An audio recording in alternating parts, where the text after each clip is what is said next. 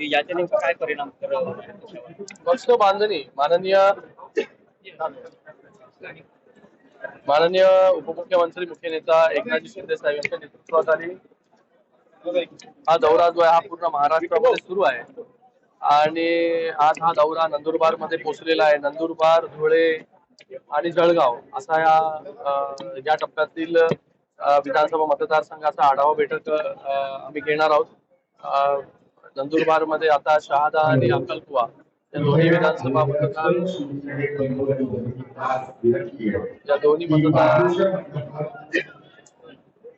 या दोन्ही मतदारसंघाचा आढावा या ठिकाणी घेतला।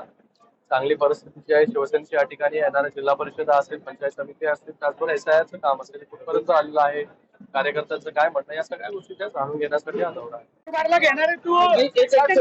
एवढ्या रणरक्ता उन्हामध्ये आपण सुसंवादी दौरा करताय, कसा प्रतिसाद जो आहे तो मिळतोय आपल्याला? प्रतिसाद बघताय तुम्ही, चांगला प्रतिसाद आहे आणि मला वाटतं शिवसेनेला काय ऊन काय पाऊस काय 12 महिने शिवसेना पक्ष हा काम करत असतो आणि आता कुठला निवडणुका नाही तरी देखील पक्ष वाढीसाठी ज्या शिंदे साहेबांच्या नेतृत्वाखाली आम्ही सगळे लोक काम करतो। 4 ठिकाणी उमेदवार मिळाले नाहीये, त्यामुळे अनेक ठिकाणी बिनविरोध निवड झालेला आहे। भविष्य काय राहणार आहे महाविकास आघाडीचं? त्यांचं पण धन्यवाद व्यक्त करतो की ठाण्यामध्ये देखील बिनविरोध निवडणूक त्या ठिकाणी झाली। काही फॉर्म जे आहेत त्यांनी विड्रॉ केले, तर त्यांचंही धन्यवाद। सर, आदित्य तटकरेंनी असं विधान केलेलं आहे की जर भरत गोगावले जर पालकमंत्री बनत असेल तर त्यांचे अभिनंदन करणार। याच्या अर्थ म्हणजे जागा जी आहे ती पालकमंत्र्याची शिवसेनेला सुटली असं म्हणावं लागेल। चांगलं शुभेच्छा दिल्यात। आता जो निर्णय जो आहे हा वरिष्ठ नेते जे आहेत माननीय मुख्यमंत्री मोदी आणि उपमुख्यमंत्री मोदी मिळून घेतील।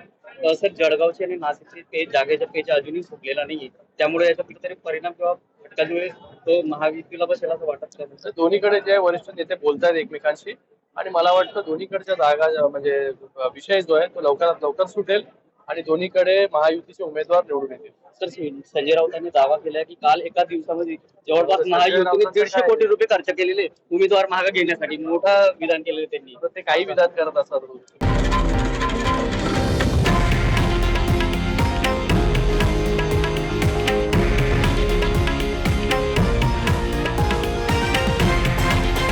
हे आहे देशातील नंबर 1 न्यूज नेटवर्क आणि आपण पाहत आहात TV9 मराठी, एकमेव।